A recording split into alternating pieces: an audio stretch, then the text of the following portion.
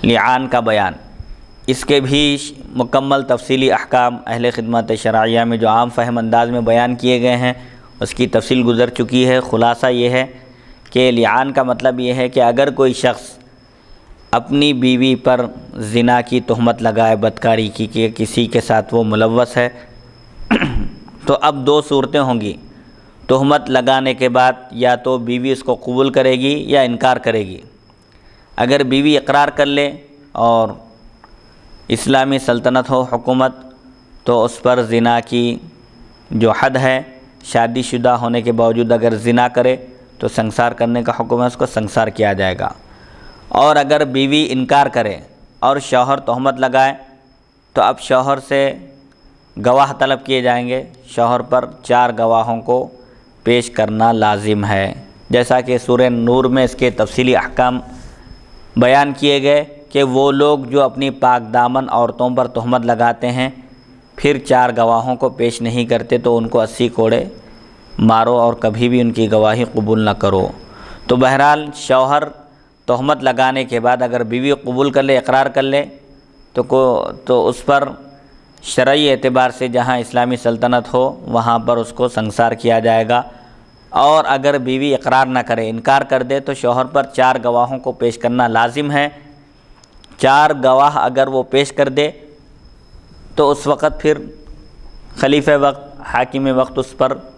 حد کو نافذ کرے گا۔ اور اگر شوہر 4 گواہ نہ پیش کر سکے، تہمت لگائے، 4 گواہ پیش نہ کر سکے تو پھر اس کے بعد لعان کیا جائے گا۔ شوہر تہمت لگائے اور بیوی انکار کرے تو اس کی تفصیل یہ ہے کہ شوہر پہلے قسم کھا کر کہے گا، اللہ کی قسم کھا کر کہے گا 4 مرتبہ کہ میں اس عورت پر تہمت لگانے میں سچا ہوں، اور اگر میں جھوٹا ہوں تو مجھ پر اللہ کی لعنت ہو۔ اور اسی طرح پھر بیوی 4 مرتبہ اللہ کی قسم کھا کر کہے گی کہ یہ شخص جو مجھ پر تہمت لگا رہا ہے وہ اپنی تہمت میں جھوٹا ہے، اور اگر وہ اپنی تہمت میں سچا ہے تو مجھ پر اللہ کا غضب نازل ہو۔ عورت یہ کہے گی، اس کے بعد حاکم وقت ان دونوں کے درمیان تفریق کر دے گا، یعنی نکاح کو ختم کر دے گا، الگ کر دے گا۔ چنانچہ صحابہ کے زمانے میں حضور صلی اللہ علیہ وسلم کے عہد مبارک میں ایک واقعہ پیش آیا۔ سہل بن سعد ساعدی رضی اللہ عنہ سے منقول ہے، انہوں نے کہا کہ عویمر عاصم بن عدی کے پاس آئے، ایک صحابی ہے عویمر، عاصم بن عدی کے پاس آئے اور کہا کہ تم میری خاطر رسول اللہ صلی اللہ علیہ وسلم سے پوچھو، ایک مسئلہ ہے، پوچھ کر آؤ کہ ارأیت رجلا، آپ کی کیا رائے ہے اس شخص کے بارے میں جو اپنی بیوی کے ساتھ ایک شخص کو پائے اور اس کو قتل کر دے؟ تو کیا بیوی کے ساتھ کسی شخص کو پانے والے کو، قتل کرنے والے کو اس کے بدلے میں قتل کیا جائے گا، یا پھر اس کو کیا کرنا چاہیے؟ تو عاصم رضی اللہ عنہ نے رسول اللہ صلی اللہ علیہ وسلم سے اس سلسلے میں دریافت کیا، پس رسول اللہ صلی اللہ علیہ وسلم نے اس طرح کے مسائل کو آپ نے ناگوار محسوس کیا، پسند نہیں کیا کہ کہیں ایسا بھی ہوتا ہے کیا۔ پھر عویمر رضی اللہ عنہ آپ سے ملاقات کیے۔ ایک صحابی عویمر رضی اللہ عنہ عاصم بن عدی کو قاصد بنا کر، ان کو نمائندہ بنا کر پوچھنے کے لیے بھیجا تھا۔ پھر ملاقات ہوئی ان سے تو پوچھا کیا ہوا، تم نے کیا کیا؟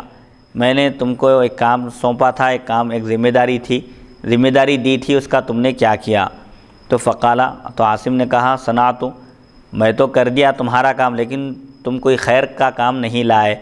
یعنی تمہاری وجہ سے میں رسول اللہ صلی اللہ علیہ وسلم کی خدمت میں حاضر ہو کر پوچھا تھا، لیکن رسول اللہ صلی اللہ علیہ وسلم بے رخی اختیار کی اور ایسے مسائل کو آپ سخت ناپسند کیے۔ میں رسول اللہ صلی اللہ علیہ وسلم سے پوچھا تو آپ مسائل کو عیب لگائے، یعنی اس پر نکتہ چینی کیا، آپ نے اس کو پسند نہیں فرمایا۔ تو عویمر نے کہا اللہ کی قسم میں خود ضرور رسول اللہ صلی اللہ علیہ وسلم کی خدمت میں حاضر ہوں گا اور میں خود ضرور آپ سے پوچھوں گا۔ یہاں آپ ڈائریکٹ نہیں پوچھنا چاہ رہے تھے، آپ نے اپنے دوست کو بھیجا تھا، رسول اللہ صلی اللہ علیہ وسلم نے جواب نہیں دیا، دوست ان سے ناراض ہو گئے تو آپ نے فرمایا کہ میں خود جاؤں گا اور میں خود پوچھوں گا۔ پس آپ رسول اللہ صلی اللہ علیہ وسلم کی خدمت اقدس میں حاضر ہوئے تو آپ نے آپ صلی اللہ علیہ وسلم کو پایا اس حال میں کہ آپ پر ان دونوں کے بارے میں قرآنی احکام نازل ہو چکے تھے۔ پس فلاعن بینہما، رسول اللہ صلی اللہ علیہ وسلم نے ان دونوں کے درمیان لعان فرمایا، یعنی جو لعان کی جو تفصیل ہے کہ شوہر پہلے قسم کھا کر کہے 4 مرتبہ کہ میں اس عورت پر تہمت لگانے میں سچا ہوں، اگر میں جھوٹا ہوں تو مجھ پر اللہ کی لعنت ہو۔ پھر اس کے بعد عورت سے بھی کہا جائے گا کہ وہ بھی لعان کرے، قسم کھا کر کہے۔ اگر عورت قسم کھانے سے رک جائے وہاں پر تو اس کا مطلب یہ ہے کہ عورت جھوٹی ہے، اس پر حد نافذ کی جائے گی۔ اور اگر عورت بھی قسم کھا کر کہے 4 مرتبہ کہ شوہر مجھ پر جو تہمت لگا رہا ہے اس میں وہ جھوٹا ہے، اگر اس میں وہ سچا ہے تو مجھ پر اللہ کا غضب نازل ہو، یہ کہنے کے بعد حاکم وقت ان دونوں کے نکاح کو ختم کر دے گا، دونوں کے درمیان تفریق کر دے گا۔ تو عویمر نے کہا اللہ کی قسم ضرور بضرور میں اس کو لے کر چلوں گا یا رسول اللہ صلی اللہ علیہ وسلم، لقد کذبت علیہا، کیونکہ البتہ تحقیق میں نے اس کے خلاف جھوٹ کہا۔ قال راوی نے کہا ففارقہا، رسول اللہ صلی اللہ علیہ وسلم کے حکم دینے سے پہلے ہی عویمر نے اپنی بیوی سے مفارقت، جدائی اختیار کر لی۔ تو یہ متلاعنین کے بارے میں یہ طریقہ جاری ہو گیا کہ اگر شوہر بیوی پر تہمت لگائے اور بیوی اگر اقرار کر لے تو ٹھیک ہے، انکار کرے تو ایسی صورت میں ان دونوں کے درمیان لعان کیا جائے گا۔ کب؟ جبکہ شوہر کے پاس گواہ موجود نہ ہوں۔ شوہر کو تہمت لگانے کے بعد 4 گواہوں کو پیش کرنا ضروری ہے، 4 کے بجائے اگر 3 گواہوں کو پیش کرے تو اس سے بھی زنا ثابت نہیں ہوتا۔ وہ ان 3 گواہوں کو اور شوہر کو چاروں کو ملا کر الگ الگ 80 کوڑے مارے جائیں گے اگر اسلامی سلطنت ہو، حدود وہاں پر نافذ ہوتے ہوں۔ پھر نبی کریم صلی اللہ علیہ وسلم نے فرمایا انظروہا،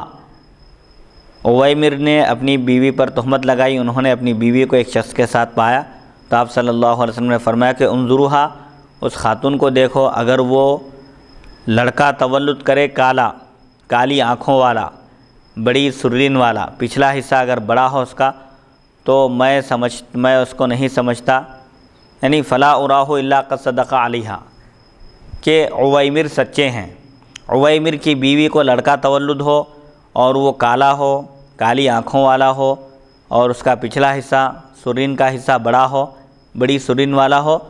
تو عویمر سچے ہیں۔ اور اگر وہ خاتون عویمر کی بیوی اگر سرخ رنگ والا بچہ تولد کرے، گویا کہ وہ وحرہ ہے، کیڑا ہے، لال کیڑا جس کو برو بوٹی کہتے ہیں، اگر اس طرح کا اگر وہ لڑکا تولد کرے تو پھر عویمر جھوٹے ہیں۔ قال راوی نے کہا فجاءت به علی النعت المکروہ، عویمر کی بیوی کو جو لڑکا ہوا وہ اوپر جو صفات بیان کیے گئے مکروہ صفات، جیسے کالی آنکھوں والا، بڑی سرین والا، تو یہ حضور صلی اللہ علیہ وسلم نے جو نشانیاں بتائی تھی، یہ مشابہت عویمر کی بیوی جو دوسرے شخص کے ساتھ پائی گئی اس سے بالکل ملتی جلتی تھی۔ تو آپ صلی اللہ علیہ وسلم نے فرمایا کہ اگر لڑکا کالا ہو، اس کی آنکھیں کالی ہو اور اس کا حلیہ اس طرح ہو تو عویمر سچے ہیں، یعنی ان کی بیوی دوسرے شخص کے ساتھ پائی گئی اور انہوں نے زنا کیا۔ اور اگر لڑکے کا حلیہ اس طرح کا ہو کہ وہ سرخ ہو اور بالکل عویمر سے ملتا جلتا ہے تو عویمر نے اپنی بیوی پر تہمت لگائی اور جھوٹے ہیں۔ لیکن جب اس خاتون کو لڑکا تولد ہوا تو وہ بالکل وہ ایسے صفات کا تھا جو حضور صلی اللہ علیہ وسلم نے پہلے بیان کیے، یعنی مکروہ صفات، کالا پیلا ہونا، آنکھیں کالی ہونا اور بڑی سرین والا، ڈیل ڈول والا، بالکل جو عام طور پر جو حلیہ ہوتا ہے اس سے ہٹ کر حلیہ تھا۔ چنانچہ حضور صلی اللہ علیہ وسلم یہ جو فرمائے تھے وہ صفات اس لڑکے میں پائے گئے، تو عویمر رضی اللہ عنہ اس مسئلے میں صادق ثابت ہوئے، سچے نکلے۔ حدیث نمبر 2067 حدثنا محمد بن بشار حدثنا ابن ابی عدی قال انبأنا هشام بن حسان حدثنا عكرمة عن ابن عباس ان هلال بن امیہ قذف امرأته عند النبي صلی اللہ علیہ وسلم بشریک ابن سحمہ فقال النبي صلی اللہ علیہ وسلم البینۃ او حد فی ظہرک فقال هلال بن امیہ والذی بعثک بالحق انی لصادق وَلَيُنزِلَنَّ اللَّهُ فِي أَمْرِ مَا يُبْرِئُ ظَهْرِي قال فنزلت والذین يرمون ازواجهم ولم يكن لهم شهداء الا انفسهم حتى بلغ والخامسة ان غضب الله عليها ان كان من الصادقين فانصرف النبي صلى الله عليه وسلم فارسل اليهما فجاء فقال هلال بن أمية فشهد والنبي صلى الله عليه وسلم يقول إن الله يعلم أن أحدكما كاذب فهل من تائب ثم قامت فشهدت فلما كان عند الخامسة أن غضب الله عليها إن كان من الصادقين قالوا لها إنها لموجبة قال ابن عباس فتلكأت ونكصت حتى ظننا أنها سترجع فقالت والله لا أفضح قومي سائر اليوم فقال النبي صلى الله عليه وسلم انظروها فإن جاءت به أكحل العينين سابغ الأليتين خدلج الساقين فهو لشريك بن صحباء فجاءت به كذلك فقال النبي صلى الله عليه وسلم لولا ما مضى من كتاب الله لكان لي ولها شأن۔ ابن عباس رضی اللہ عنہما سے منقول ہے کہ ہلال بن امیہ نے اپنی بیوی پر نبی کریم صلی اللہ علیہ وسلم کے پاس شریک بن صحمہ کی تہمت لگائی۔ ہلال بن امیہ نے رسول اللہ صلی اللہ علیہ وسلم کی خدمت میں حاضر ہو کر عرض کیا کہ ان کی بیوی شریک بن صحمہ کے ساتھ پائی گئی بدکاری کرتے ہوئے، تو نبی کریم زنا کرتے ہوئے، تو نبی کریم صلی اللہ علیہ وسلم نے فرمایا دلیل پیش کرو یا پھر تم کو کوڑے لگائے جائیں گے، تم پر حد جاری کی جائے گی۔ تو ہلال بن امیہ نے عرض کیا قسم ہے اس ذات کی جس نے آپ کو حق کے ساتھ بھیجا، یقیناً میں سچا ہوں، تہمت لگانے میں جھوٹا نہیں ہوں، یقیناً میں سچا ہوں، اور ضرور بضرور اللہ تعالیٰ میرے معاملے میں ایسے احکام نازل فرمائے گا جو میری پشت کو بری کر دیں گے، یعنی جو میری براءت ظاہر کریں گے۔ قال، راوی نے کہا پس یہ آیت نازل ہوئی اس وقت، وہ لوگ جو اپنی بیویوں پر تہمت لگاتے ہیں اور ان کے پاس سوائے ان کے کوئی اور گواہ نہیں ہوتے، یعنی شوہر بیوی پر تہمت لگا رہا ہے، اس کے علاوہ کوئی اور گواہ نہیں ہے، تو ایسی صورت میں حکم کیا ہے؟ والذین یرمون ازواجہم ولم یکن لہم شہداء الا انفسہم فشہادۃ احدہم 4 شہادات باللہ۔ تو ایسے موقع پر شوہر کو 4 مرتبہ اللہ کی قسم کھا کر کہنا چاہیے کہ وہ اپنی بیوی پر جو تہمت لگا رہا ہے اس میں وہ سچا ہے۔ 5ویں مرتبہ یہ کہے کہ اگر وہ بیوی پر تہمت لگانے میں جھوٹا ہے تو اس پر اللہ کی لعنت ہو، یہاں تک کہ وہ اس آیت پر پہنچے والخامسۃ ان غضب اللہ علیہا ان کان من الصادقین۔ 5ویں مرتبہ یہ کہے شوہر کہ بیوی یہ کہے 5ویں مرتبہ، 4 مرتبہ شوہر قسم کھانا چاہیے، اللہ کی قسم کھا کر کہنا چاہیے کہ وہ اپنی بیوی پر تہمت لگانے میں سچا ہے، اگر جھوٹا ہے تہمت لگانے میں تو اس پر اللہ کی لعنت ہو۔ پھر اس کے بعد عورت بھی کہے، 4 مرتبہ قسم کھا کر کہے کہ شوہر مجھ پر تہمت لگانے میں جھوٹا ہے، اگر وہ سچا ہے تہمت لگانے میں تو مجھ پر اللہ کا غضب نازل ہو، یہ کہنا چاہیے۔ پس نبی کریم صلی اللہ علیہ وسلم واپس ہوئے اور آپ نے ان دونوں کے پاس قاصد کو روانہ فرمایا تو وہ دونوں آئے، چونکہ اس وقت تک کوئی حکم نازل نہیں ہوا تھا۔ وہ صحابی آئے، تہمت لگائے اور حضور صلی اللہ علیہ وسلم سے مسئلہ پوچھے چلے گئے۔ حضور صلی اللہ علیہ وسلم نے فرمایا تھا کہ جب تم تہمت لگا رہے ہو تو گواہوں کا ہونا ضروری ہے، 4 گواہوں کو پیش کرنا ہے، اگر 4 گواہوں کو پیش نہیں کر سکے، عورت انکار کر رہی ہے، تو پھر ایسی صورت میں تہمت لگانے والے پر حد جاری کرنا لازم ہے، 80 کوڑے مارے جائیں گے۔ تہمت لگانے والا جب تہمت لگائے اور عورت اقرار کر لے تو پھر کوئی مسئلہ نہیں ہے، لیکن اگر عورت انکار کرے اور تہمت لگانے کے والے کے پاس گواہ موجود نہیں ہیں تو پھر ایسی صورت میں تہمت لگانے والے کو کوڑے مارے جائیں گے، اور اگر تہمت لگانے والا 4 گواہوں کو پیش کر دے اور گواہوں کے ذریعے ثابت ہو جائے کہ عورت زناکاری میں بدکاری میں ملوث ہے تو پھر ایسی صورت میں عورت پر حد جاری کی جائے گی۔ اور اگر عورت سچی ہے، گواہی دینے والے جھوٹی گواہی دیں اور ثابت ہو جائے کہ وہ جھوٹے گواہ ہیں تو ان جھوٹے گواہوں کو اور تہمت لگانے والے کو سب کو ملا کر کوڑے مارے جائیں گے، ایک شخص کو 80 کوڑے مارے جائیں گے۔ پاک دامن عورت پر تہمت لگانے کی سزا 80 کوڑے ہے۔ تو جب یہ آیتیں نازل ہوئی، حضور صلی اللہ علیہ وسلم نے ہلال بن امیہ اور ان کی زوجہ کے پاس بھیجا، ایک قاصد کو روانہ فرمایا تو وہ دونوں کے دونوں آئے۔ پھر ہلال بن امیہ اور ان کی زوجہ، ہلال بن امیہ کھڑے ہو گئے اور انہوں نے گواہی دی، یعنی جو گواہی کا طریقہ بتایا گیا کہ وہ لوگ جو اپنی بیویوں پر تہمت لگاتے ہیں اور اس تہمت میں ان کے کوئی گواہ نہیں ہے، صرف ان کی ذات ہی گواہ ہے، تو ان کو کیا کرنا چاہیے؟ ان کو 4 مرتبہ گواہی دینا چاہیے، قسم کھا کر کہنا چاہیے شوہر کو کہ وہ بیوی پر جو تہمت لگا رہا ہے اس میں وہ سچا ہے، اور اگر وہ تہمت لگانے میں جھوٹا ہے تو اس پر اللہ کی لعنت ہو۔ پھر اس کے بعد بیوی بھی قسم کھائے، 4 مرتبہ قسم کھا کر کہیں کہ شوہر اس پر تہمت لگانے میں جھوٹا ہے، اگر وہ سچا ہے تو اس پر اللہ کا غضب نازل ہو۔ ہلال بن امیہ نے جب گواہی دی تو نبی کریم صلی اللہ علیہ وسلم فرما رہے تھے یقیناً اللہ تعالیٰ جانتا ہے کہ تم دونوں میں سے ایک جھوٹے ہیں،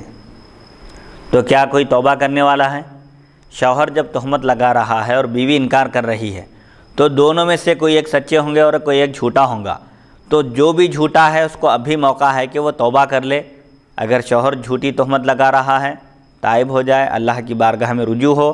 صدق دل سے رجوع ہو کر توبہ کرے تو اللہ تعالیٰ معاف فرما دے گا۔ ابھی بھی موقع ہے، اتنا بڑا قدم اٹھانے سے پہلے سوچ لینا چاہیے۔ ظاہر بات ہے دونوں سچے نہیں ہو سکتے، دونوں جھوٹے نہیں ہو سکتے، دونوں میں سے ایک جھوٹا ضرور ہے۔ جو بھی جھوٹا ہے اس کو ابھی موقع ہے، وہ تائب ہونا چاہے تو تائب ہو سکتا ہے۔ کیا کوئی توبہ کرنے والا ہے؟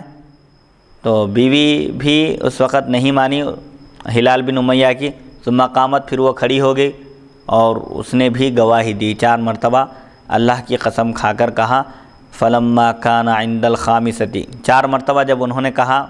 ہلال بن امیہ کی بیوی نے کہ ہلال بن امیہ مجھ پر جو تہمت لگاتے ہیں اس میں وہ جھوٹے ہیں، پس جب وہ 5ویں دفعہ یعنی 5ویں مرتبہ کے پاس تھی، 5ویں مرتبہ یہ کہنا ہے بیوی کو کہ شوہر اگر مجھ پر جو تہمت لگا رہا ہے اس میں وہ سچا ہے تو مجھ پر اللہ کا غضب نازل ہو۔ جب اس موقع پر پہنچی تو صحابہ نے ان سے کہا دیکھو اچھی طرح غور کر لو، یہ بولنے کے بعد اب پھر یہ چیز واجب کرنے والی ہے۔ گواہی جب دے دیا، اللہ کی قسم کھا کر جب کہے تو پھر ایسی صورت میں تفریق واجب ہو جائے گی، دونوں کو الگ کر دیا جائے گا۔ تو ابن عباس رضی اللہ عنہما نے فرمایا فَتَلَكَّأَتْ وَنَكَسَتْ، وہ تھوڑا ہچکچاہٹ محسوس کی اور پلٹ گئی، پیچھے ہٹ گئی۔ تو یہاں تک کہ ہم نے سمجھا، گمان کیا کہ وہ 5ویں مرتبہ جو کہنا ہے کہ شوہر مجھ پر تہمت لگانے میں جھوٹا ہے، اگر سچا ہے تو مجھ پر اللہ کا غضب نازل ہو، یہ کہنے کا جب موقع آیا تو وہ تھوڑا سا پیچھے ہٹی، تو ہم سمجھے کہ وہ رجوع کر رہی ہیں، جھوٹی وہ عورت جھوٹی ہے، بدکاری میں ملوث ہے، اسی لیے اب اللہ کے غضب سے ڈر کر پیچھے ہٹ رہی ہے۔ فقالت، تو اس نے کہا اللہ کی قسم میں اپنی قوم کو آج کے دن رسوا نہیں کروں گی، میری قوم، میرا قبیلہ یہاں سب موجود ہیں، جمع ہیں اور پورا یہ منظر دیکھ رہے ہیں، اگر میں اقرار کر لوں تو پھر ایسی صورت میں میری قوم رسوا ہو جائے گی، ذلیل ہو جائے گی، لہذا میں اقرار نہیں کروں گی۔ یہ کہہ کر وہ پھر 5ویں مرتبہ بھی یہ کہی کہ شوہر تہمت لگانے میں جھوٹے ہیں، یعنی یہ جھوٹی تہمت ہے مجھ پر۔ تو نبی کریم صلی اللہ علیہ وسلم نے فرمایا انظروہا، اب چونکہ ہلال بن امیہ نے اپنی بیوی پر تہمت لگائی ہے، شریک بن سہمہ کے ساتھ وہ ملوث پائی گئی ہیں، تو اب ان کو جب اولاد ہوگی، لڑکا تولد ہوگا، لڑکا یا لڑکی جو بھی ہوگی، تو تم اس کو دیکھو۔ فَإِن جَاءَتْ بِهِ، یعنی اگر وہ لڑکا تولد کرے اکحل العینین، سرمگی آنکھوں والا،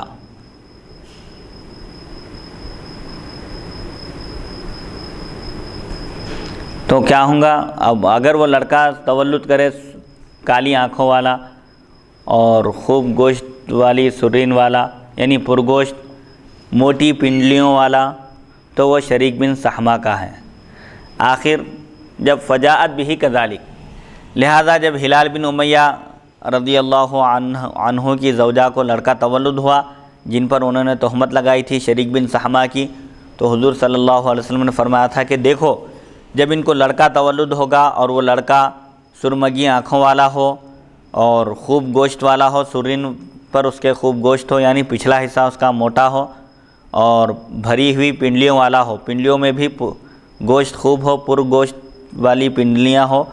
تو وہ لڑکا شریک بن سہمہ کا ہے، کیونکہ عام طور پر اولاد کے اندر مشابہت والد کی آتی ہے۔ شریک بن سہمہ کا جو حلیہ ہے وہی حلیہ اس لڑکے میں بھی آئے گا۔ اگر ایسا آیا تو وہ شریک بن سحمہ کا ہے، چنانچہ وہ خاتون اسی طرح لڑکا تولد کی۔ تو نبی کریم صلی اللہ علیہ وسلم نے فرمایا اگر جو حکم گزر چکا اللہ کی کتاب کا، یعنی لعان کا حکم جو اتر چکا، اگر وہ حکم نہ ہوتا تو میں اس عورت کے ساتھ کچھ اور کرتا، یعنی اس عورت پر میں حد نافذ کرتا، حد جاری کرتا۔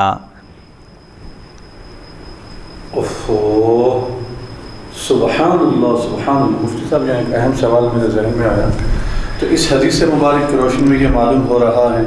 جبکہ حبیب مکرم صلی اللہ علیہ وسلم جو عالم کے مالک و مختار ہیں، اللہ نے آپ کو اختیار دیا ہے، جیسا کہ قرآن مجید کی آیت ہے وَعَلَّمَكَ مَا لَمْ تَكُنْ تَعْلَمُ وَكَانَ فَضْلُ اللَّهِ عَلَيْكَ عَظِيمًا۔ جی، یعنی اے حبیب ہم نے آپ کو وہ باتیں بتائی ہیں جو آپ نہ جانتے تھے، بے شک اللہ کا آپ پر بڑا فضل ہے۔ جی، جبکہ حضور صلی اللہ علیہ وسلم کو تمام چیزیں معلوم ہیں، جی، لیکن اس کے باوجود اللہ کے رسول صلی اللہ علیہ وسلم یہ ارشاد فرما رہے ہیں، یعنی میرا یہ خطاب سائنس سے ہے، جیسا کہ اس مسئلے پہ میں یہ سائنس سے جو ہے مخاطب ہوں، جی، جو ٹیکنالوجی DNA ٹیسٹ وغیرہ جی، جو آج ایجاد کی گئی ہے، جی، تو میرا خطاب ان لوگوں سے ہے۔ جی، تو حضور اکرم صلی اللہ علیہ وسلم ارشاد فرماتے ہیں کہ اللہ تعالیٰ اگر قرآن مجید میں کلام اللہ میں لیان کا بیان اگر نازل نہیں فرماتا، یہ حکم نازل نہیں فرماتا، تو یہ میں اس عورت کو دوسری سزا دیتا، یعنی اس کو رجم کر دیتا، جو شرعی سزا ہے وہ شرعی سزا دیتا۔ لیکن حضور ارشاد فرماتے ہیں کہ قرآن میں اللہ کا حکم آ گیا، بس اب حکم کے مطابق ہی عمل کرنا پڑے گا۔ تو لہٰذا اگر DNA ٹیسٹ سے یہ ثابت ہو جائے کہ یہ بچہ شوہر کا نہیں ہے، بیوی بدکاری وغیرہ کر کے کسی اور کے یعنی نطفے سے وہ حمل ٹھہرا اور اس سے وہ بچہ پیدا کری، تو اگر DNA ٹیسٹ سے ثابت ہو جائے کہ یہ اس کا شوہر کا بچہ نہیں ہے، تب بھی اس بیوی کو شرعی سزا نہیں دی جا سکتی، جبکہ یہ 4 گواہ وغیرہ جو ہے اس کا ہونا ضروری ہے۔ تو کیا ایسے موقع پر DNA ٹیسٹ پر عمل کیا جائے گا جبکہ سرکار کا یہ ارشاد مبارک ہے؟ خود حضور اکرم صلی اللہ علیہ وسلم ارشاد فرماتے ہیں اللہ کا حکم نازل ہو گیا، اگر نازل نہ ہوتا تو پھر میں اس کو دوسری سزا دیتا، یعنی گواہوں کو پیش کرنا ضروری ہے۔ تو کیا DNA ٹیسٹ اگر دور حاضر میں جو سائنس نے ایجاد کی ہے، جو سائنس کی نئی ایجاد ہے، لیٹسٹ ٹیکنالوجی، تو اس صورت میں کیا حکم ہے؟ موجودہ زمانے میں جو ایجادات جو ہو رہی ہیں سائنس کی طرف سے، یہ DNA ٹیسٹ بھی ایک معتبر ٹیسٹ ہے، جس کی وجہ سے قریب پتہ چلتا ہے کہ یہ جیسے عام طور پر کہیں کسی کا ایکسیڈنٹ ہو جائے یا ناش جل جائے یا سڑ جائے یا گل جائے، بہرحال اس صورت میں DNA ٹیسٹ کے ذریعے وہ ناش حوالے کی جاتی ہے، جیسا کہ عام مشاہدہ ہے، اس کی شرعی حیثیت ہے۔ اور یہاں پر ایک بات یہ بھی بتانا مقصود ہے کہ حضور صلی اللہ علیہ وسلم سے جب صحابی نے پوچھا تو آپ صلی اللہ علیہ وسلم نے پوچھنے کو ناگوار محسوس کیا، پسند نہیں کیا۔ اس کی وجہ یہ تھی کہ بلا ضرورت سوال نہیں کرنا چاہیے۔ آپ کے ناگواری کا مقصد یہ تھا کہ کیا کہیں ایسا واقعہ پیش آیا، اگر پیش آیا ہے تو ٹھیک ہے پوچھنا چاہیے، نہیں پیش آیا ہے تو فرضی مسائل بنا کر نہیں پیش کرنا چاہیے، یا اس وقت تک سوال کی ممانعت وغیرہ نازل نہیں ہوئی تھی کہ بار بار سوال کرنے سے، چونکہ ابتدا میں منع کیا گیا تھا کہ جو حکم دیا جا رہا ہے اس پر عمل کرو، اس کے بارے میں تحقیق کرنے کی، جانچ پڑتال کرنے کی ضرورت نہیں ہے۔ کیوں؟ ان تبد لکم تسؤکم، زیادہ پوچھ تاچھ کریں گے تو اور سختی برتے جائے گی، جیسا کہ بقرہ بنی اسرائیل کا واقعہ ہے۔ بنی اسرائیل کو گائے ذبح کرنے کا حکم دیا گیا تھا، کیوں؟ اس وقت ایک قتل ہوا تھا بنی اسرائیل میں، تو لوگوں نے قاتل کا پتہ معلوم کرنے کے لیے حضرت موسیٰ علیہ السلام سے رجوع کیا، آپ سے پوچھا تو آپ نے اللہ تعالیٰ سے دریافت کیا، اللہ تعالیٰ نے فرمایا کہ ایک گائے ذبح کرو اور اس گائے کی دم سے مقتول کو مارو، جو شخص قتل ہو چکا ہے اس کو مارو، وہ زندہ ہو جائے گا اور اپنے قاتل کا نام بتائے گا۔ تو بہرحال گائے ذبح کرنے کا مطلق حکم ہوا تھا، جو بھی گائے وہ ذبح کرتے کافی ہو جاتی تھی، لیکن انہوں نے مسلسل سوالات شروع کیے، گائے کیسی ہونا چاہیے، نوجوان ہونا چاہیے یا بوڑھی گائے بھی چل جائے گی، گائے کا رنگ کیسا ہونا، جب رنگ بتا دیا گیا تو پھر پوچھا کہ گائے صحیح و سالم ہونا یا کھیت میں استعمال کی ہوئی بھی چل سکتی ہے؟ تو جیسے جیسے پوچھتے گئے وہ اس میں سختی آتی چلی گئی جواب میں۔ بہرحال حضور صلی اللہ علیہ وسلم نے یہاں پر اس لیے ناگواری کا اظہار کیا کہ کہیں یہ واقعہ اگر پیش نہیں آیا ہے تو نہیں پوچھنا چاہیے، یا آپ کو معلوم نہیں تھا کہ ایسا واقعہ پیش آ چکا ہے، اطلاع نہیں تھی۔ چنانچہ حضور صلی اللہ علیہ وسلم کے سامنے جب خود حضرت عویمر پیش ہو کر بیان کیے،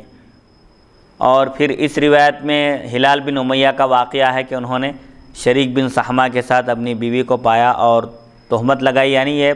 غیر کے ساتھ یہ ملوث پائی گئی، کیا حکم ہے؟ اور تو اب یہ ظاہر بات ہے لعان میں دو صورتیں ہوں گی، شوہر اگر تہمت لگائے اور اس کے پاس گواہ موجود نہ ہوں تو بیوی کے سامنے پیش کیا جائے گا مسئلہ۔ اگر وہ بیوی اگر اقرار کر لے کہ اس سے زنا ہوا ہے غلطی سے، بہرحال جو بھی ہے، اگر وہ اپنے گناہ کا اقرار کر لے اور اسلامی سلطنت ہو تو وہاں پر اس کو سنسار کیا جائے گا، شادی شدہ ہوتے ہوئے زنا کرے تو رجم کیا جائے گا، سنسار کیا جائے گا، پتھر مارے جائیں گے۔ اور اگر انکار کر دیں تو اب کیا ہوگا؟ شوہر کے پاس گواہ نہیں ہے اور بیوی انکار کر رہی ہے تو لعان کی صورت پیش آئے گی کہ شوہر 4 مرتبہ قسم کھا کر کہے کہ میں اپنی بیوی پر تہمت لگانے میں سچا ہوں، اگر میں جھوٹا ہوں تو مجھ پر اللہ کی لعنت ہو۔ پھر اس کے بعد بیوی سے کہا جائے گا، بیوی بھی 4 مرتبہ اللہ کی قسم کھا کر کہے کہ شوہر اس پر جو تہمت لگا رہا ہے اس میں وہ جھوٹا ہے، اگر وہ اس میں سچا ہے تو اس پر اللہ کا غضب نازل ہو۔ تو حضور صلی اللہ علیہ وسلم نے یہاں پر ہلال بن امیہ کی بیوی کو گواہی دینے سے پہلے یہ آگاہ کر دیا اور کہا کہ تم دونوں میں سے کوئی ایک جھوٹے ہیں، ابھی بھی موقع ہے، دنیا کی رسوائی اور دنیا کی ذلت یہ آسان ہے آخرت کی رسوائی اور آخرت کے عذاب کے مقابلے میں، تم دونوں میں سے ظاہر بات ہے ضرور ایک جھوٹے ہیں، لہٰذا جو بھی جھوٹے ہیں ان کو تائب ہونا چاہیے، ابھی بھی موقع ہے، توبہ کر لیں، اپنے گناہ پر نادم ہوں، شرمندگی کا اظہار کریں اور آئندہ کبھی گناہ نہ کرنے کا اقرار کریں تو اللہ تعالیٰ یقیناً معاف فرما دے گا۔ لیکن وہ خاتون اٹھ کر کھڑی ہوئی اور گواہی دی، 5ویں مرتبہ پر جب وہ پہنچی 4 مرتبہ قسم کھا کر کہیں کہ شوہر تہمت لگانے میں جھوٹے ہیں، اور 5ویں مرتبہ جب کہنا چاہتی تھی تو صحابہ نے کہا دیکھو اب جب یہ کہیں گی تم اگر جھوٹی قسم کھا رہی ہیں تو پھر آخرت کا عذاب لازم ہوگا، دنیا میں تو بچ جائیں گے لیکن آخرت میں اللہ کی گرفت اور اس کے مواخذے سے بچ نہیں سکتے۔ تو ابن عباس نے فرمایا جب صحابہ نے ایسا کہا تو وہ عورت تھوڑی سی ہچکچاہٹ محسوس کی اور جھجک محسوس کی اور پیچھے ہٹنے لگی، واپس چلے گئی۔ تو ہم صحابہ سمجھے کہ ہو سکتا ہے کہ وہ اب اقرار کر لے گی، اپنی گواہی سے پھر جائے گی اور زنا کا اقرار کرے گی، لیکن وہ عورت آخرت کی ذلت اور رسوائی کے کو ترجیح دینے کے، یعنی وہ عورت اس موقع پر اپنی گواہی سے اس کو باز آنے کا ایک اچھا موقع تھا، اگر قبول کر لیتی تو صرف دنیا میں ذلت اور رسوائی ہوتی تھی، آخرت کے عذاب سے محفوظ رہ سکتی تھی، لیکن افسوس کی بات ہے کہ اس نے آخرت کی ذلت اور رسوائی کو برداشت کر لیا اور دنیاوی ذلت اور رسوائی سے بچنے کے لیے جھوٹ کہا اور کہا کہ میں آج میری قوم، میرا قبیلہ، میرے خاندان کے لوگ یہاں موجود ہیں، اگر میں زنا کا اقرار کر لوں گی تو ان کی ذلت اور رسوائی ہوگی، میرے خاندان پر ایک دھبا لگ جائے گا، لہٰذا میں اس کو برداشت نہیں کر سکتی۔ یہ کہہ کر اس خاتون نے 5ویں مرتبہ کہا کہ میرے شوہر مجھ پر جو تہمت لگا رہے ہیں اس میں اگر وہ سچے ہیں تو مجھ پر اللہ کا غضب نازل ہو۔ بہرحال اس کے بعد حضور صلی اللہ علیہ وسلم نے ہلال بن امیہ اور ان کی بیوی کے درمیان رشتے کو ختم کر دیا۔ اس کے بعد آپ نے فرمایا کہ دیکھو یہ عرب میں قیافہ شناسی کا ایک فن تھا، عرب اس میں ماہر تھے، وہ صرف شکل و صورت دیکھ کر ظاہری حیات سے پتہ لگاتے تھے کہ یہ کس قبیلے کے ہیں، کس خاندان سے ان کا تعلق ہے، یہ کس کی اولاد ہے، جیسا کہ اس سے پہلے بھی عرض کیا گیا کہ اسامہ بن زید رضی اللہ عنہما کے بارے میں، والد اور بیٹے کے بارے میں عرب شک کرتے تھے کیونکہ ایک گورے خوبصورت تھے اور ایک کالے تھے،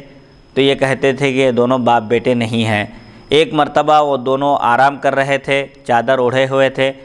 قدم پر سے چادر ہٹی ہوئی تھی اور قدم بالکل صاف نمایاں نظر آ رہے تھے، عرب کا ایک قافیہ شناس جو صرف ظاہری شکل و صورت کو دیکھ کر اور قدموں کے نشان، قدموں کو دیکھ کر، جسم کے کسی ایک حصے کو دیکھ کر یہ بتا دیتے تھے کہ یہ کس کی اولاد ہے۔ چنانچہ قافیہ شناس کا وہاں سے، قیافہ شناس کا وہاں سے گزر ہوا عرب کے نسب کو اچھی طرح جاننے والے کا، تو اس نے دیکھ کر کہا کہ ھذہ الاقدام بعضھا من بعض، یعنی یہ قدم بالکل ایک دوسرے سے ملے جلے معلوم ہو رہے ہیں، ایسا معلوم ہو رہا ہے کہ یہ دونوں باپ بیٹے ہیں۔ تو حضور صلی اللہ علیہ وسلم یہ سن کر مسکرا دیے، اس لیے نہیں کہ آپ کو بھی ان کے بارے میں شک تھا، بلکہ اس لیے کہ عرب ان کے نسب میں طعنہ کرتے تھے اور کہتے تھے کہ یہ دونوں باپ بیٹے نہیں ہو سکتے۔ تو عرب ہی کے ایک شخص نے، مخالفین ہی میں سے ایک شخص نے اس بات کی تصدیق کر دی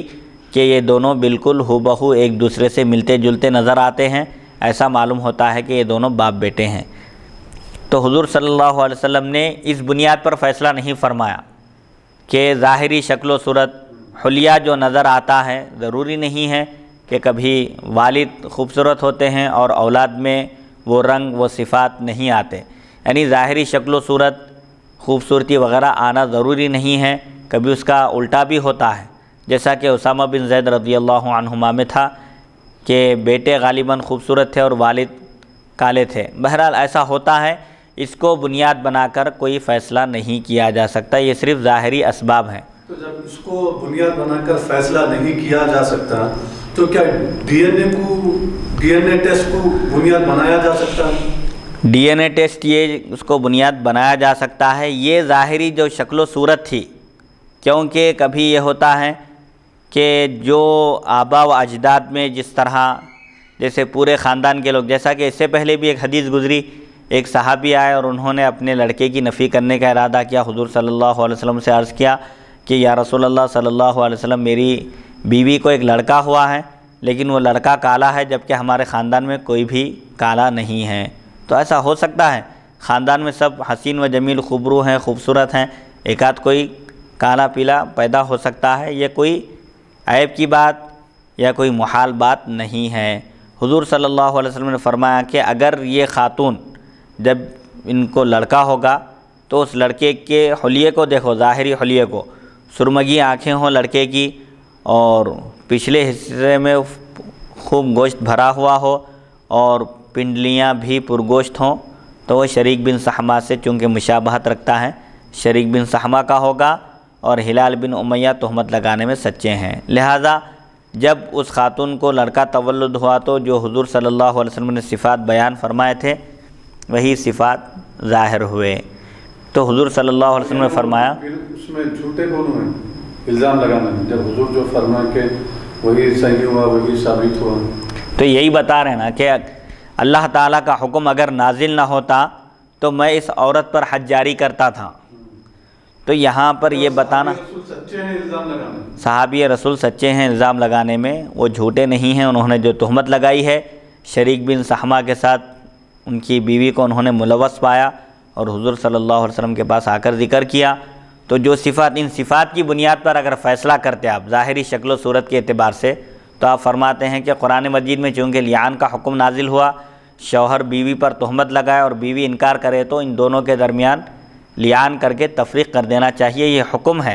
اگر یہ حکم نازل نہ ہوتا تو میں اس عورت پر حج جاری کرتا تھا۔ تو اس سے معلوم ہوتا ہے کہ صرف ظن کی بنیاد پر، قیاس کی بنیاد پر فیصلہ نہیں کرنا چاہیے، بلکہ بالکل کوئی مضبوط اور ٹھوس ثبوت ہونا چاہیے۔ اور اس سے یہ بھی معلوم ہوا کہ قیافہ شناسی شرعی حجت نہیں ہے اور قیافے کی وجہ سے کسی پر حد جاری نہیں کی جا سکتی۔ تو جب اس پر حد جاری نہیں کی جا سکتی، جب یہ قیافہ شناسی کو بنیاد نہیں بنایا جا سکتا ہے، تو مفتی صاحب ڈی این اے ٹیسٹ کو کیسا بنایا جا سکتا ہے؟ ڈی این اے ٹیسٹ کو حدود قرآن مجید میں ارشاد فرما رہا ہے کہ اس کے لیے گواہ ہونا چاہیے،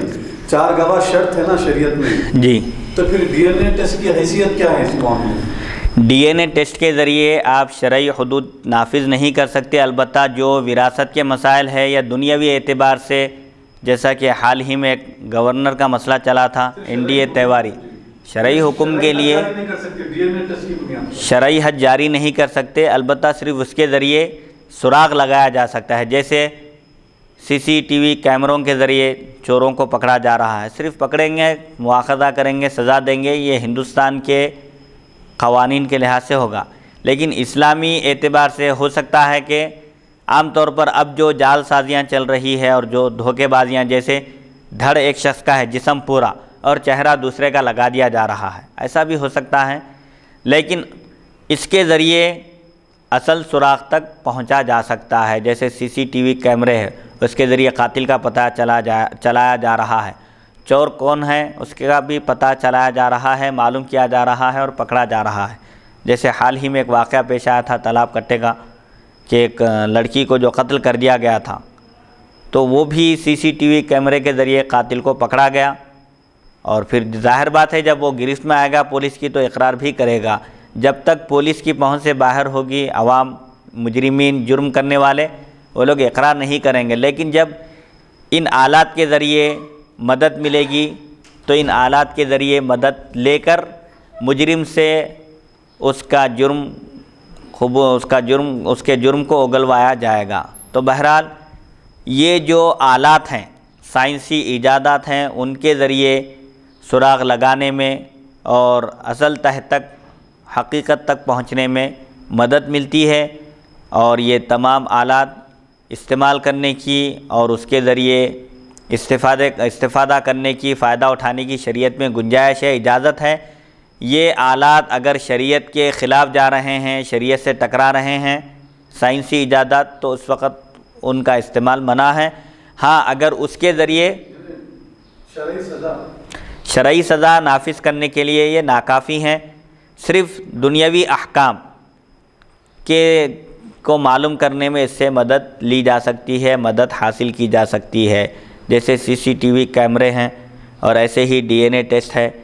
ان کی شرعی حیثیت یہی ہے کہ اصل سراغ اس سے لگایا جا سکتا ہے، حقیقت معلوم کی جا سکتی ہے۔ شرعی حدود نافذ کرنے کے لیے جو شریعت کے جو قواعد ہیں، جیسے کوئی تہمت لگائے تو 4 گواہوں کو پیش کرنے کا حکم ہے، یہ بہرحال یہ اپنی جگہ مسلم ہے یہ قواعد، اور یہ جو سائنسی ایجادات وغیرہ ہیں ان کے ذریعے صرف تہ تک پہنچا جا سکتا ہے، اس کے بعد پھر مجرم سے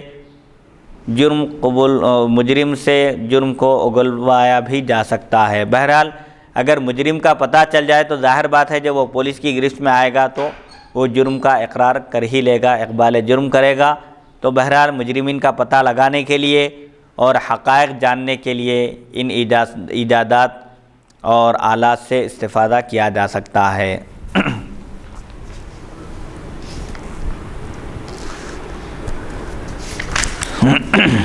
اور صحابی کو اس بات کا یقین بھی تھا، ہلال بن امیہ سے جب حضور صلی اللہ علیہ وسلم نے فرمایا، جب انہوں نے اپنی بیوی پر تہمت لگائی تو آپ نے فرمایا کہ صرف تہمت لگانے سے کام نہیں چلے گا، تہمت لگانے والے پر گواہوں کو پیش کرنا لازم ہے، ثبوت کے بغیر کوئی قدم نہیں اٹھایا جا سکتا، تم کو دلیل پیش کرنا ہوگا، اگر دلیل پیش کرنے میں ناکام ہو گئے تو پھر تم کو کوڑے لگائے جائیں گے، کیونکہ پاک دامن عورت پر تہمت لگانے والا اگر اپنی تہمت کو ثابت نہ کر سکے تو اس پر شرعی اعتبار سے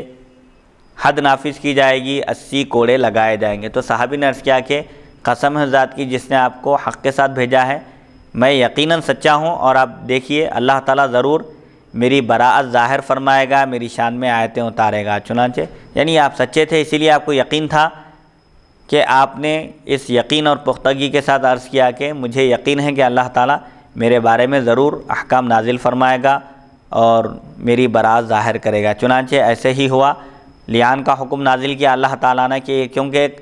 ایسا معاملہ ہے جیسا کہ بعض روایتوں میں آیا ہے کہ ایک صحابی عرض کرتے ہیں کہ اگر کوئی شخص اپنی بیوی کو کسی اور شخص کے ساتھ پائے تو ایک بہت بڑی بات ہے، کیونکہ خاموش رہنا بھی مشکل ہے، اگر بولیں گے بھی تو لوگوں کے پاس عزت کا مسئلہ رہے گا کہ لوگ کیا کہیں گے۔ بہرحال ایک گمبھیر مسئلہ ہے، اس سلسلے میں کیا حکم ہے؟ تو اس وقت لیان کا حکم نازل ہوا کہ ایسی صورت میں اگر شوہر بیوی پر تہمت لگائے اور بیوی انکار کر دے، نہ مانے، تو پھر وہاں پر لیان کرنا ہے۔ اور اگر شوہر کے پاس اگر گواہ موجود ہیں اور وہ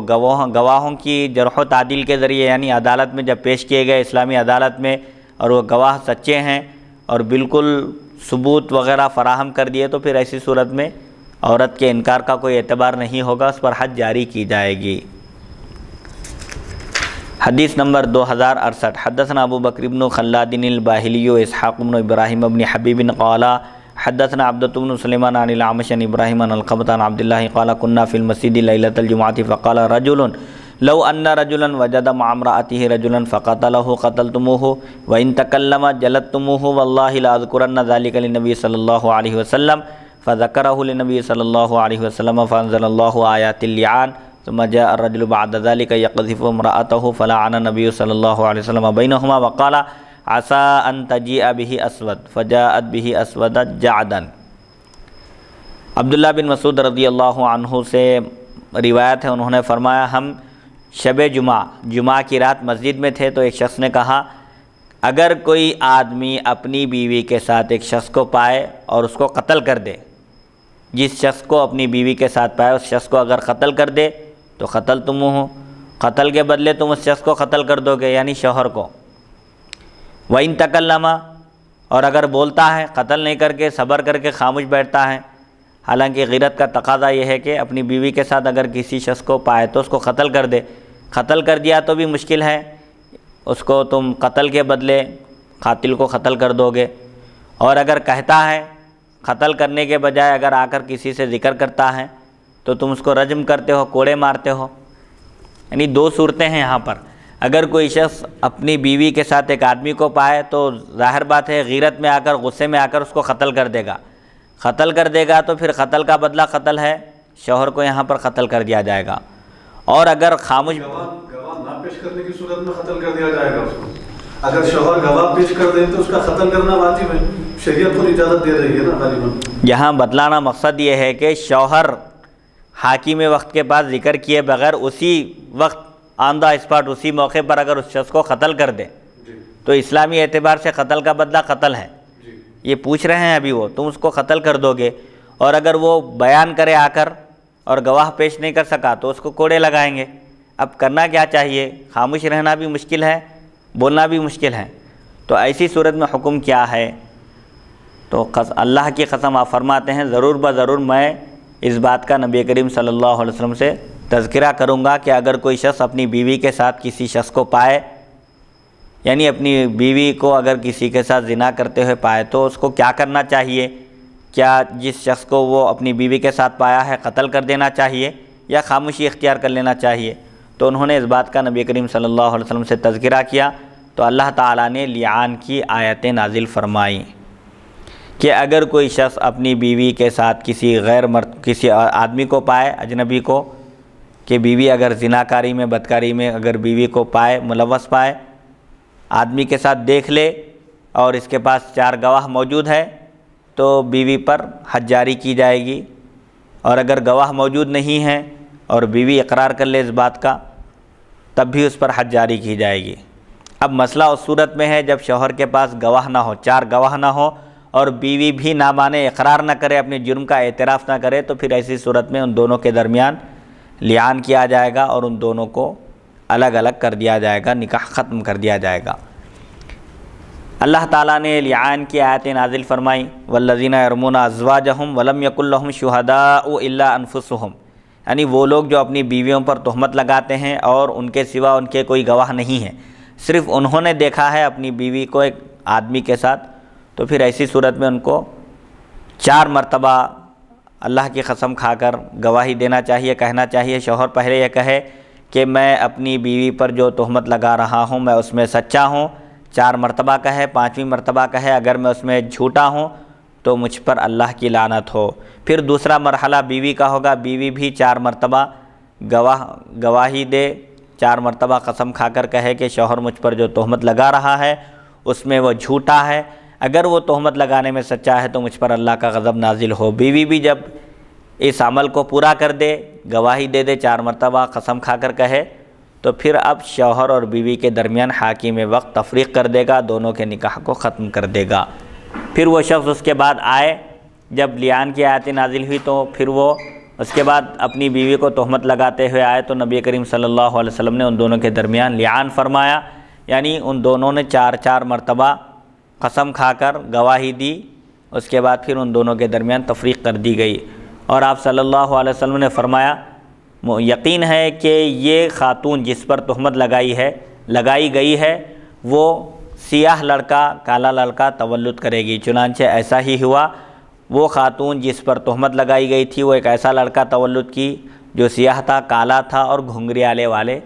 گھنگریالے بال والا تھا۔ یعنی جس شخص کے ساتھ وہ خاتون پائی گئی اسی شخص کی مشابہت لڑکے میں پائی گئی، لیکن یہ حد جاری کرنے کے لیے بنیاد نہیں بن سکتا۔ اگر اس کی بنیاد پر حد جاری کی جا سکتی تو رسول اللہ صلی اللہ علیہ وسلم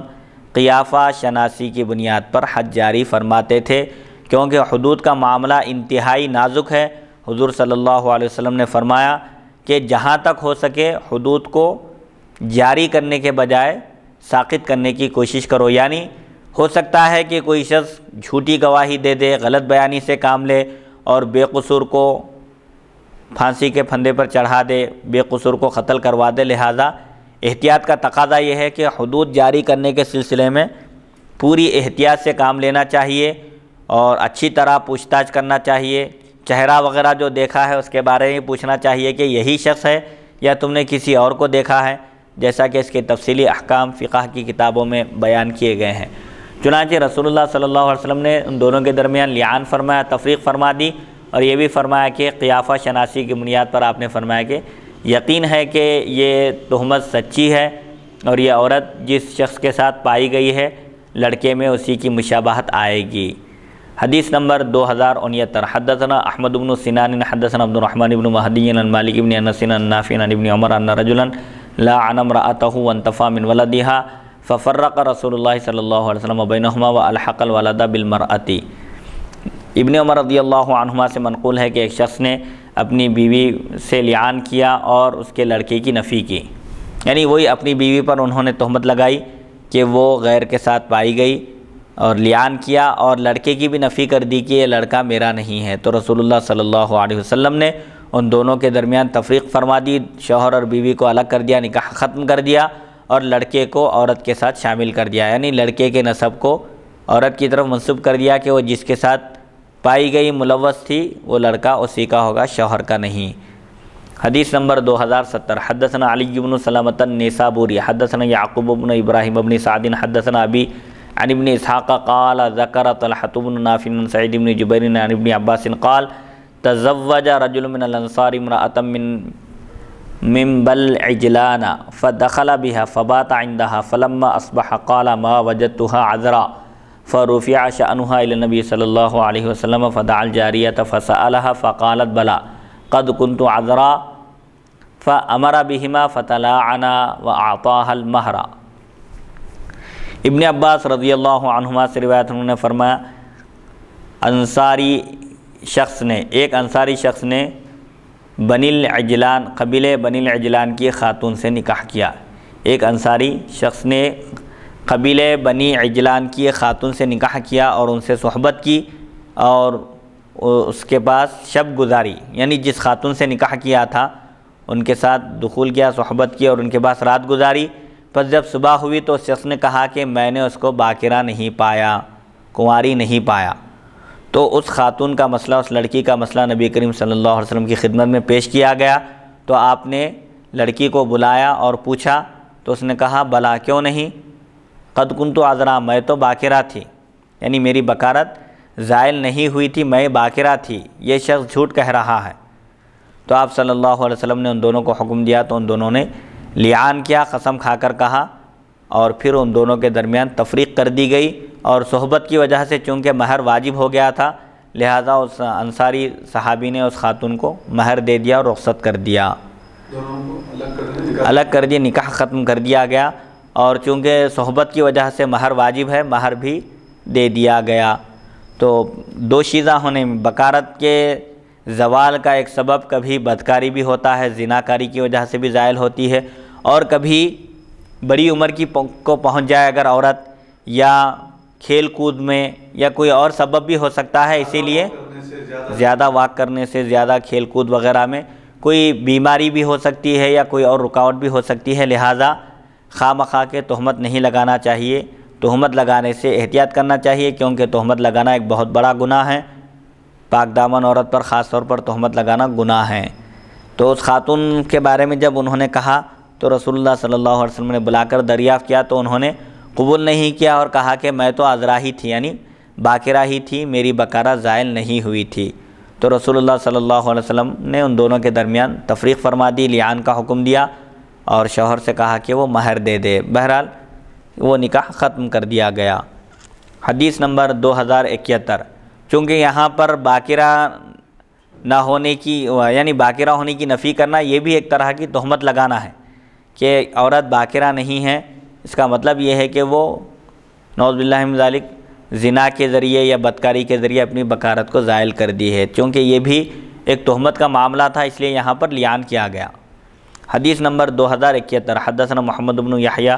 حدثنا حیوۃ بن شریح الحضرمی عن ضمرۃ بن ربیعۃ عن ابن عطاء عن ابیہ عن عمرو بن شعیب عن ابیہ عن جدہ ان نبی صلی اللہ علیہ وسلم قال اربع من النساء لا ملاعنۃ بینہن النصرانیۃ تحت المسلم والیہودیۃ تحت المسلم والحرۃ تحت المملوک والمملوکۃ تحت الحر۔ عمرو بن شعیب سے مروی ہے، وہ اپنے والد سے روایت کیا، وہ اپنے دادا سے روایت کیا کہ نبی کریم صلی اللہ علیہ وسلم نے ارشاد فرمایا 4 قسم کی عورتیں ایسی ہیں جن کے درمیان لعان نہیں ہے۔ اگر وہاں ایسا کوئی معاملہ پیش آ جائے تہمت کا تب بھی وہاں پر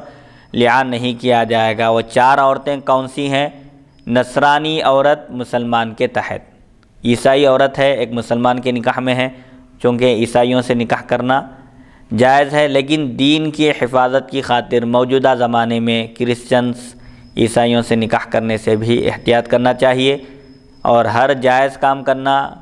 لازم اور ضروری نہیں ہے، صرف نکاح کا جواز ہے کہ اگر مسلمان ایسی عیسائی عورت سے جو اللہ پر اور اس کے رسول پر یقین رکھتی ہے، ایمان رکھتی ہے اور عیسیٰ علیہ السلام کو اللہ کا رسول اور اللہ کا بندہ مانتی ہے، ایسی عیسائی عورت سے نکاح کیا جا سکتا ہے۔ اب اگر عیسائی عورت مسلمان کے نکاح میں ہو، یعنی شوہر مسلمان ہو اور بیوی نصرانی ہو اور شوہر بیوی پر تہمت لگائے تو وہاں پر لعان نہیں ہوگا۔ ایسے ہی اگر یہودی عورت مسلمان کے نکاح میں ہو، یعنی شوہر مسلمان ہو اور بیوی یہودی ہو، وہاں بھی لعان نہیں ہوگا۔ اسی طرح اگر شوہر غلام ہو اور بیوی آزاد ہو اور شوہر بیوی پر تہمت لگائے تو وہاں پر بھی لعان نہیں کیا جائے گا۔ ایسے ہی اگر شوہر آزاد ہو اور بیوی غلام ہو اور بیوی باندھی ہو تو وہاں پر بھی لعان نہیں ہوگا۔ تو اس کا مطلب یہ ہوا کہ شوہر مسلمان ہو اور بیوی مسلمان ہو، شوہر اور بیوی دونوں مسلمان ہو، شوہر اور بیوی دونوں آزاد ہو، تب لعان ہوگا۔ اگر دونوں میں سے کوئی ایک عیسائی ہے یا یہودی ہے، یعنی اگر شوہر مسلمان ہے، بیوی عیسائی ہے یا یہودی ہے اور وہاں پر تہمت لگائی جائے تو لعان نہیں ہوگا۔ اسی طرح اگر شوہر آزاد ہو اور بیوی باندھی ہو یا شوہر غلام ہو اور بیوی آزاد ہو تو وہاں پر بھی لعان نہیں ہوگا۔ لعان کے لیے آزاد ہونا اور مسلمان ہونا شرط ہے۔ حدیث نمبر 2072، باب الحرام، حدثنا